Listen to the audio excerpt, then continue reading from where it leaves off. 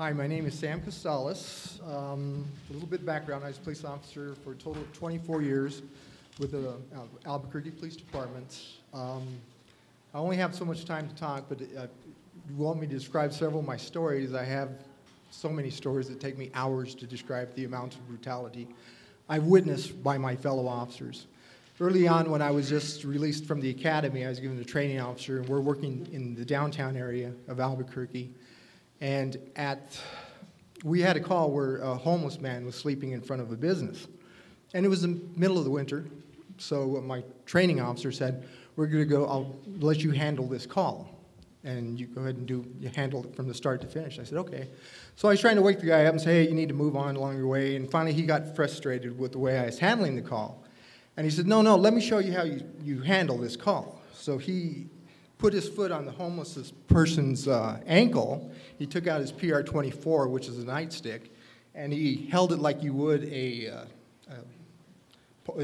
golf club, and he hit the guy as hard as he could in the bottom of the foot. And the guy stood straight up with immense pain. And he said, that's the way you wake up the homeless. I was like, I came from a nursing background, so I was like, Jesus Christ, what did I get myself into? So over the next 20 years, I worked from October of 1981 to October of 2001. I did exactly 20 years. I had witnessed so much brutality over that time that I just wanted to get out of it.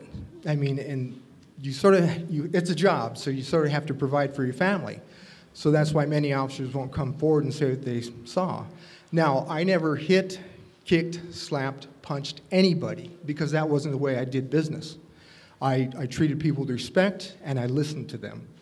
And that's how I maintained my way of doing it. But I was just as guilty as the rest of them, because I remained silent when it came to all the brutality I witnessed. So I'm no angel, you know. I just kept quiet for my own well-being. There's many. I mean, the times that I witnessed, it was over and over and over again. And I tell people all the time, yes, be afraid of the police, and know that they do have the right to shoot you, which they will do. But more so, be afraid of them taking your liberties away, because the power of arrest is a dangerous power for these people to possess. And that is abused on a daily basis. It's abused for the numbers that we need to get, because we have to arrest so many drunks, we have to arrest so many felons, and so we'll seek those out, and we'll get them by whatever means necessary to get them. And including drunks, I mean, we'd sandbag bars and wait for them to come out stumbling to the car, which is against the law, to let a drunk get into a car and wait for them to pull out, and then we'd pull out and get them. Tickets. You know, we had a quota on tickets. That went on all the time, and we fudged the numbers in order to meet those quotas sometimes. But I would watch officers arrest a person on a felony charge. I'll give you a quick story about it. A man's driving down the freeway, I-40 westbound. He and his wife get in an argument. She gets so upset that she tries to jump out of the vehicle. So she opens the door and she tries to jump out. He sees the exit sign for Carlisle and a state police sign. So he said, I'll pull in there. So he holds onto her arm and he pulls into the state police parking lot. Of course, they're not going to take the call because it's an Albuquerque call. So they call us. I go with another officer, and I'm the backup officer. When we arrive, we go inside. I talk to the male. He explained exactly what I just told you, and he talked to the female. And this guy was known for having high felony clearance rates. So he walks up and he said, well, he's under arrest. I said, what's he under arrest for? He was keeping her from committing suicide. And he goes, well, he held her against her will. I said, are you not getting this? He's keeping her from jumping out of the vehicle. He goes, it's a good felony. The DA will drop it anyway, and I get the credit. This is where the arrests come from. It's on and on and on, repeated over and over again. This is what I witnessed all the time. False arrest, where they arrest a man for domestic violence. I talked to one guy, I talked to the man, and he talked to the woman. Never even talked to the man. He walks up to me, this different officer, and said, he's under arrest for domestic violence. I said, no, he explained the whole situation. You really need to listen to this guy, because he was trying to leave the house, and his wife prevented him from doing so, and he just pushed her aside a little bit just to leave the house. And he arrested him for domestic violence, for battery on a household member. I can go on and on. I just don't have the time, but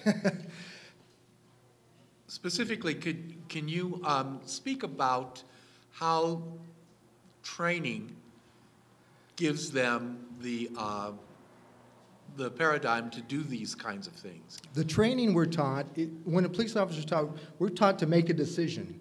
Now, it could be the right decision, it could be the wrong decision, but once you make that decision, you will not go back on that decision. So even though you're wrong, you've been proven wrong, you've been shown to be wrong, you will not back down from that decision because you want to be right. And the same goes with apologies. How many times have you heard a cop say, "I'm sorry for something," or "I've made a mistake"? We were told in the academy, never show the people your weakness. That's showing a weakness. When you say, "I apologize," you're showing that you're a weak cop. And that's carried through your career. What takes place as far as training is concerned? Are they trained to use specific abusive or excessive forms of force? No. That's taught by the training officers. Because once you get to a training officer, he's going to say, forget everything you learned in the academy, because I'm going to show you how to be a cop. So the training, once they get out of the academy... Once they get the training officer will show you their way of being a police officer. And that's sort of carried on. So they are trained to be excessive? Yes. Okay. Because you have to pass your training officer. Right. So you have to do everything they want you to do in order to pass that training officer. You're very unusual for speaking out like this, and I commend you for doing it.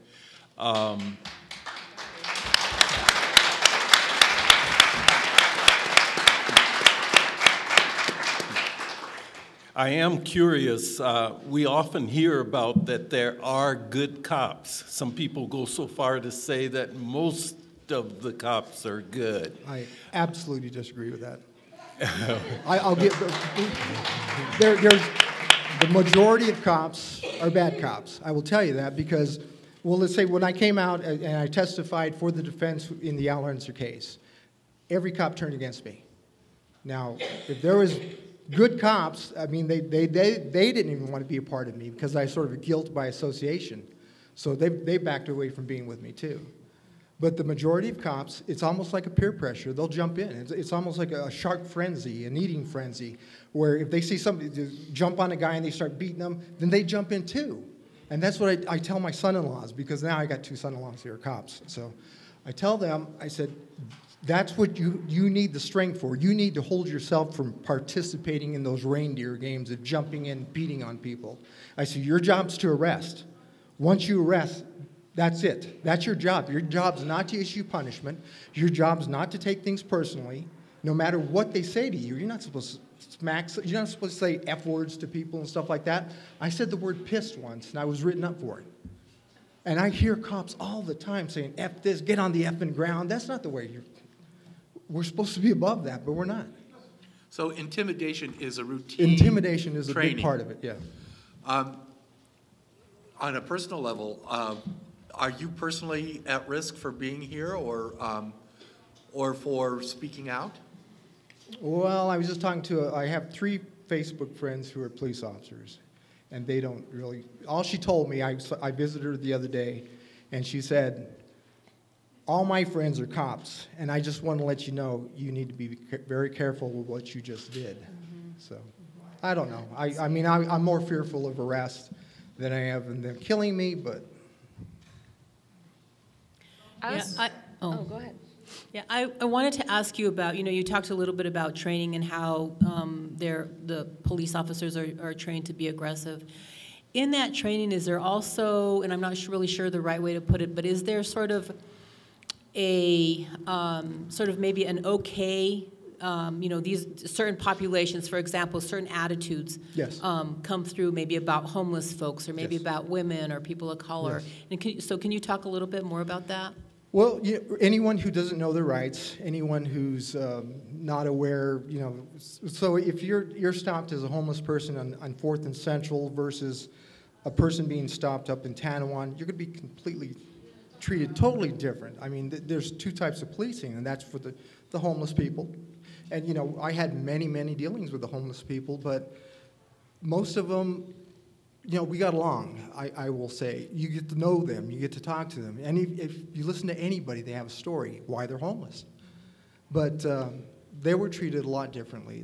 They just were treated second-class citizens, pure and simple as that. You know. And Boyd, when it comes to Boyd, he was doing what most cops want people to do. Get on the outskirts of town and not bother anybody, not panhandle. That's what he was doing. He was minding his own business.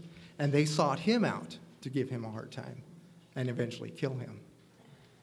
So, yeah, the homeless, the minorities are treated different. Do we profile? Absolutely, we were told to profile.